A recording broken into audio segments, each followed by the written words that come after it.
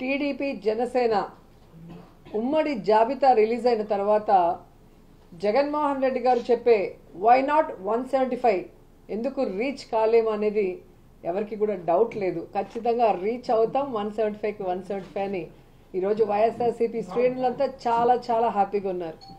ఎప్పుడైనా ఒక పార్టీ జాబితా రిలీజ్ అయినప్పుడు ఆ పార్టీలో ఉన్న కార్యకర్తలు నాయకులు సంబరాలు చేసుకుంటారు. అదేంటో కానీ టీడీపీ జనసేన జాబితా విడుదల చేసిన తర్వాత టీడీపీ జనసేన కార్యకర్తలు నాయకులు ఏడుస్తుంటే వైఎస్ఆర్సీపీ కార్యకర్తలు నాయకులు డబుల్ హ్యాపీగా సంబరాలు చేసుకుంటున్నారు. ఎందుకంటే ఈరోజు ఆ జాబితా చూశాక పవన్ కళ్యాణ్ అసలు ఎందుకు పార్టీ పెట్టాడు అని మాకే కాదు, ఈరోజు జనసేన కార్యకర్తలు నాయకులకు కూడా అర్థం కావట్లేదు. ఎందుకంటే పవర్ షేరింగ్ అన్నాడు, సీట్ షేరింగ్ అన్నాడు, ఓట్ షేరింగ్ అన్నాడు, కానీ పావలా శాతం కూడా సీట్లు తెచ్చుకోలేకపోయాడు ఈ పీకే పవర్ స్టార్ అనేది. ఈరోజు ప్రజలు అంటున్నారు ఈయన పవర్ స్టార్ కాదు, పవర్ లేని స్టార్ అని. ఎందుకంటే ఈ మధ్యలోనే 2019లో అనుకుంటా ఒక మీటింగ్లో, పబ్లిక్ మీటింగ్లో అంటూ ఉండేవాడు పవన్ కళ్యాణ్, జనసేన అంటే కుక్క బిస్కెట్లు వేస్తే తోకూపుకుంటూ మన వెనక తిరుగుతారు, వీళ్ళకి 10-15 సీట్లు ఎక్కువ అని తెలుగుదేశం వాళ్ళు మన అవమానిస్తున్నారు, మన పార్టీ ప్రజల కోసం పుట్టిన పార్టీ, మనం ఎవరి బిస్కెట్లకి తల వంచం, మనమే వాళ్ళకి ఎన్ని కావాలో అన్ని ఇస్తామని చాలా పెద్ద పెద్ద మాటలు మాట్లాడారు. మరి ఈరోజు 24 సీట్లకి కుక్క బిస్కెట్లు వేస్తే తోకూపినట్టు ఎందుకు తోకూపుకుంటూ చంద్రబాబు నాయుడుతో ప్రెస్ మీట్ పెట్టారో పవన్ కళ్యాణ్ చెప్పాల్సిన అవసరం ఉంది. చాలా పెద్ద పెద్ద డైలాగులు కూడా చెప్పాడు. సముద్రం ఎవరి కాళ్ళు పట్టుకోదు, పర్వతం తల వంచదు అని. మరి ఏ ప్యాకేజీ కోసం 24 సీట్లకే చంద్రబాబు నాయుడు కాళ్ళు పట్టుకున్నాం, ఈరోజు చంద్రబాబు నాయుడు ఇచ్చిన ముష్టి 24 సీట్లకే ఎందుకు తల వంచావు పవన్ కళ్యాణ్ అని జనసేన కార్యకర్తలు నాయకులకి సమాధానం చెప్పాలి. నిజంగా ఎంత బాధాకరం అంటే, చెప్పుకోవడానికేమో గొప్పగా 40 years ఇండస్ట్రీ, నాకు విజన్ ఉంది, విస్తరాకుల కట్టుంది, నేను కేంద్రంలో చక్రం తిప్పానని చెప్పుకునే చంద్రబాబు నాయుడు ఒక సైడు, సినిమాల్లో పవర్ స్టార్ అని చెప్పుకుంటూ బయట పవర్ లేని స్టార్గా తిరుగుతూ మళ్ళీ బింకాలు పలికే పవన్ కళ్యాణ్ ఒకవైపు. వీళ్ళిద్దరికీ బాగా అర్థమైపోయింది, మనకి బలం లేదు, జగన్మోహన్ రెడ్డి గారిని మనం ఓడించే పరిస్థితి లేదు, కాబట్టి మనం ఎలాగైనా పొత్తు పెట్టుకొని జగనన్నని దించాలి అన్న ఆలోచనతోనే ఈ పొత్తుల కార్యక్రమానికి స్టార్ట్ చేశారు. కొద్దిసేపు బీజేపీ సంకనెక్కాలని చూస్తారు, బీజేపీ సంఖ ఎత్తించుకోపోతే కాంగ్రెస్ సంకనెక్కాలని చూస్తారు, ఆ కాంగ్రెస్ ఎక్కించుకోకపోతే పిల్ల పార్టీలతో పోవాలని చూస్తారు. అంటే వాళ్ళల్లో వాళ్ళకి ఒక గందరగోళం, ఎవరితో పొత్తు పెట్టుకోవాలి, ఎలా వెళ్ళాలి, ఎవరు మనని పొత్తు పెట్టుకోవడానికి అవకాశం ఇస్తారో అర్థం కాకుండా గందరగోళం పరిస్థితిలో ఈరోజు 118 స్థానాలు అనౌన్స్ చేశారనేది మనం అర్థం చేసుకోవాలి. కానీ ఆ 118 స్థానాల్లో 24 స్థానాలు జనసేనకి ఇచ్చారు, మిగతా స్థానాలు తెలుగుదేశం పార్టీకి ఇస్తే అందులో చంద్రబాబు నాయుడు స్థానం కుప్పమని ఆయన అనౌన్స్ చేసుకున్నాడు, బాలకృష్ణ స్థానం హిందూపురం అని అనౌన్స్ చేశారు, అలాగే లోకేష్ మంగళగిరి స్థానం అని అనౌన్స్ చేసుకున్నారు.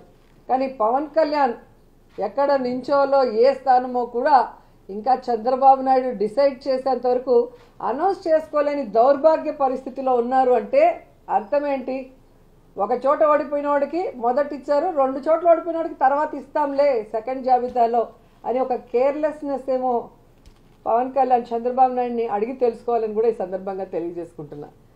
అంటే జనసేనకి 24 సీట్లు అని అనౌన్స్ చేయగానే చాలామంది పవన్ కళ్యాణ్ గారిని తిడుతున్నారు, కొంతమంది అలుగుతున్నారు, కొంతమంది అసంతృప్తి చెందుతున్నారు, ఇంకొంతమంది అయితే మోసిన జెండానే కిందేసి కాలుస్తున్నారు, ఇంకొంతమంది అయితే ఆ వేసిన స్టిక్కర్స్ను లాగేసి పీకేస్తున్నారు. ఇవన్నీ చూసి నిజంగా మనసుకి చాలా చాలా చాలా బాధ అనిపించింది. ఒక్కసారి ఆవేశంతో కాకుండా మీ ఆత్మసాక్షిగా ఆలోచించి చెప్పండి. తను నమ్ముకున్న ప్రజలను కానీ, తనతో నడుస్తున్న నాయకులను కానీ మోసం చేసే వ్యక్తిత్వం పవన్ కళ్యాణ్ గారికి ఉంటుందా అండి? పెట్టిన పార్టీకి సపోర్ట్ చేసే మనమే ఇంత ఆలోచిస్తే ఒక పార్టీ పెట్టిన వ్యక్తి ఇంకెంత ఆలోచించుంటాడు? ఒక డెసిషన్ తీసుకోవడానికి తనలో తాను ఎంత మదనపడి ఉంటాడు? ఇది ఒక్కసారి ఆలోచించాలని మనస్ఫూర్తిగా కోరుకుంటున్నాను. 10 సంవత్సరాలుగా ఎటువంటి అవినీతి చేయకుండా తన సొంత కష్టార్జితంతో పార్టీని నడుపుతున్న గొప్ప నాయకుడు పవన్ కళ్యాణ్ గారు. అలాంటి వ్యక్తి గురించి మన శత్రువులు మాట్లాడినట్టు మనం కూడా మాట్లాడితే నిజంగా బాధ అనిపించిందండి. అంటే 24 సీట్లు ఏంటి, అదేంటి, ఇదేంటి అని 2019లో కనీసం ఆయన్ను కూడా గెలిపించుకోలేని మనం అదేంటి ఇదేంటి అని అడిగే హక్కు నిజంగా మనకు ఉందంటారా? అరే, చిన్న పరీక్ష ఫెయిల్ అయితేనే ఇంట్లో నుంచి ఒక 10 రోజులు బయటికి రాము. అలాంటిది ఇంత పెద్ద ప్రజా సంగ్రామంలో 2 చోట్ల ఓడిపోయి కూడా రెండో రోజే సమస్య అనగానే పరిగెత్తుకుంటూ వెళ్ళి ఆ సమస్యను సాల్వ్ చేసిన గొప్ప మనసు పవన్ కళ్యాణ్ గారిది. తన పిల్లల కోసం బ్యాంకులో దాచిన డబ్బును కూడా తీసి కౌలు రైతుల కష్టాలు తీర్చిన పవన్ కళ్యాణ్ గారి గురించా మనం ఇలాంటివన్నీ మాట్లాడేది. ఎన్నో సమస్యల మీద ఎంతోమందికి ఎన్నో రకాలుగా సహాయం చేసిన వ్యక్తిత్వం. రోజుకు 2 కోట్లు తీసుకునే ఒక స్టార్ హీరో సంపాదించిందంతా సహాయ కార్యక్రమాలకే పెట్టేసి ఆల్మోస్ట్ అప్పు చేసి మరీ ఒక పార్టీని నడుపుతున్నాడని మీలో ఎంతమందికి తెలుసు? అలాంటి పవన్ కళ్యాణ్ గారి గురించి మనం ఎలా పడితే అలా మాట్లాడేస్తున్నాం. దేశంలో ఇన్ని రాజకీయ పార్టీలు ఉన్నాయి, ఇంతమంది రాజకీయ నాయకులు ఉన్నారు. ఎవరైనా సరే మేము అధికారంలోకి వస్తే అది చేస్తాం ఇది చేస్తాం అనేవాళ్ళే కానీ ప్రతిపక్షంలో ఉండగా ఏనాడైనా వాళ్ళ జేబులో నుంచి 1 రూపాయి తీసి ఎవరికైనా సహాయం చేశారా? అలా సహాయం చేసిన ఏకైక రాజకీయ నాయకుడు పవన్ కళ్యాణ్ గారు. అలాంటి వ్యక్తిని పట్టుకొని మనం కులాన్ని తాకట్టు పెట్టాడు, పార్టీని తాకట్టు పెట్టాడు, ప్యాకేజ్ తీసుకున్నాడు అని చాలా ఈజీగా అనేస్తున్నాం. అమ్మలాంటి కులాన్ని పార్టీని తాకట్టు పెట్టే వ్యక్తే పవన్ కళ్యాణ్ గారు. డబ్బుకు అమ్ముడుపోతాడా? ప్రతిపక్షంలో ఉన్న టీడీపీ కంటే అధికార పక్షంలో ఉన్న వైసీపీ దగ్గరే ఎక్కువ డబ్బు ఉంటుంది కదా. మరి అమ్ముడుపోయే వ్యక్తి అయితే వాళ్ళే కొనుక్కోవచ్చు కదా. ఎందుకండి ఈ మాటలు? పవన్ కళ్యాణ్ గారు ప్రజలు పంచే ప్రేమకు బానిస కానీ నాయకులు పంచే డబ్బుకి ఎప్పటికీ బానిస కాడు, అవ్వడు. అభిమానించటం అంటే మనకు అనుకూలంగా ఉన్నప్పుడు జై కొట్టడం, అనుకూలంగా లేనప్పుడు బాయ్ చెప్పడం కాదండి. ఒక నాయకుడు ఎలాంటి డెసిషన్ తీసుకున్నా దానికి కట్టుబడి ఉండటాన్నే అభిమానించటం అంటారు. అదే నిజమైన అభిమానం అంటారు. అలా ఉండగలగాలి. ఎవరో రెచ్చగొట్టే మాటలు మన మీద కావాలని చూపించే జాలికి వాటిని చూసి మన నాయకుడిని మనమే ఎప్పుడు తక్కువ చేసి మాట్లాడకూడదు. అలాగే టీడీపీ కార్యకర్తలకు కూడా నా నుంచి ఒక చిన్న విన్నపం అండి. 2014లో 1 సీటు కూడా ఆశించకుండా పూర్తి మద్దతు చంద్రబాబు నాయుడు గారికి ప్రకటించారు. ఆ త్యాగాన్ని గుర్తించాలని మనస్ఫూర్తిగా కోరుకుంటున్నాను. అలాగే 2023లో 14 సంవత్సరాలు ముఖ్యమంత్రిగా చేసిన ఒక వ్యక్తిని పేద కుటుంబాల్లో ఎంతోమంది పేద విద్యార్థులు వాళ్ళు ఐటీ జాబ్ చేయొచ్చు, అమెరికాలోకి వెళ్ళి సెటిల్ అవ్వచ్చు అని ఈ ఐటీని తెలుగు రాష్ట్రాల్లో ప్రతి ఒక్కరికి పరిచయం చేసినటువంటి చంద్రబాబు నాయుడు గారు లాంటి వ్యక్తి ఒక 70 ఏళ్ల పైబడిన వ్యక్తిని జైల్లో పెడితే నిజంగా చాలామందికి బాధ అనిపించింది. అలాగే పవన్ కళ్యాణ్ గారు అక్కడికి వెళ్ళి కలవడం జరిగింది. పొత్తు అనేది పెద్ద సభలు పెట్టి ఆడంబరంగా చేసుకోవచ్చు, కానీ అలాంటి ఆడంబరాలు కోరుకోలేదు. అక్కడ కష్టాన్ని చూశాడు. ఆ జైలు ముందుకు వచ్చి అక్కడే పొత్తును ప్రకటించాడు. ప్రకటించిన వెంటనే జన సైనికులందరికీ ఏం చూసించాడో తెలుసా?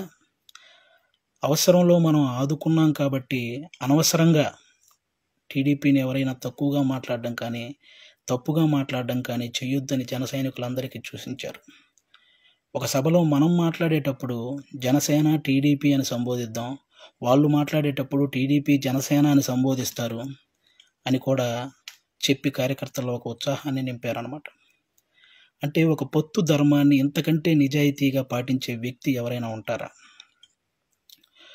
ఎక్కువ సీట్లు తీసుకొని ఇన్నే గెలిచాడా అనిపించుకోవటం కంటే తక్కువ సీట్లు తీసుకొని అన్నీ గెలిచాడు అనిపించుకోవటం కరెక్ట్ అని భావించి 24 సీట్లకే పరిమితం అయ్యారు. కాబట్టి టీడీపీ కార్యకర్తలందరికీ రేపొద్దున ఆ 24 చోట్ల టీడీపీ కార్యకర్తల ఓటు ట్రాన్స్ఫర్ ఖచ్చితంగా జనసేనకు జరగాలి. ఆయన త్యాగాన్ని రుణం తీర్చుకోవాల్సిన సమయం వచ్చిందని నేను అనుకుంటున్నాను. అలాగే పవన్ కళ్యాణ్ గారి మాటని గౌరవించి జనసేన కార్యకర్తలు కూడా టీడీపీ నిలబడ్డ ప్రతి చోట ఆ ఓటు ట్రాన్స్ఫర్ జరగాలని మనస్ఫూర్తిగా కోరుకుంటున్నాను. చాలామందికి ఈ 24 సీట్లు ఏంటి అదేంటి అని అసంతృప్తిగా ఉన్న వాళ్ళకి ఒక చిన్న ఎగ్జాంపుల్ చెప్తాను. మహేంద్ర సింగ్ ధోని క్రికెటర్ మీ అందరికీ తెలుసు. ఆయన వచ్చిన కొత్తలో స్టార్టింగ్లో డక్అవుట్ అయ్యాడు. ఆ తర్వాత మంచి షాట్లు కొట్టి ఒక 24 పరుగులు చేశాడు. ఇతనిలో గేమ్ ఉంది అని అందరికీ తెలిసేలా చేశాడు. ఆ తర్వాత గేమ్ చేంజర్ అయ్యాడు. ఆ తర్వాత గేమ్ విన్నర్ అయ్యాడు. ఫైనల్గా క్రికెట్నే శాసించాడు. మన నాయకుడు కూడా అంతే. స్టార్టింగ్లో 2 చోట్ల ఓడిపోయి ఉండొచ్చు. ఇప్పుడు 24 సీట్లతో అసెంబ్లీలోకి 21 సీట్లతో అసెంబ్లీలోకి వెళ్ళొచ్చు. 3 పార్లమెంట్ సీట్లు గెలవచ్చు. రాజకీయం బాగా తెలిసినవాడు అని అందరూ అనుకోవచ్చు. ముందు ఆయనే గేమ్ చేంజర్ అవ్వచ్చు, ఆయనే గేమ్ విన్నర్ అవ్వచ్చు. మీరు చూస్తుండగానే ఈ రాజకీయాల్ని శాసించవచ్చు. కాబట్టి ఎప్పుడు ఎవరిని తక్కువగా అంత ఈజీగా ఒక పార్టీ నడిపే అధ్యక్షుడు ఎంత ఆలోచించుంటే ఇవన్నీ చేస్తుంటాడని గుర్తుపెట్టుకొని మాట్లాడాలని మనస్ఫూర్తిగా కోరుకుంటున్నాను. ఆయన నిలబడ్డ 24 సీట్లు గెలిపించి ఒక మంచి పొజిషన్లో ఉంచండి. మన మనసులో ఉన్న పొజిషన్కి ఆయనే చేరుకుంటారు. థ్యాంక్ యూ అందరికీ.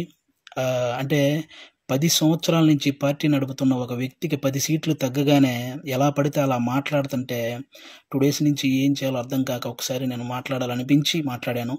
తప్పు మాట్లాడుంటే క్షమించండి, కరెక్ట్ మాట్లాడుంటే కన్విన్స్ అవ్వండి.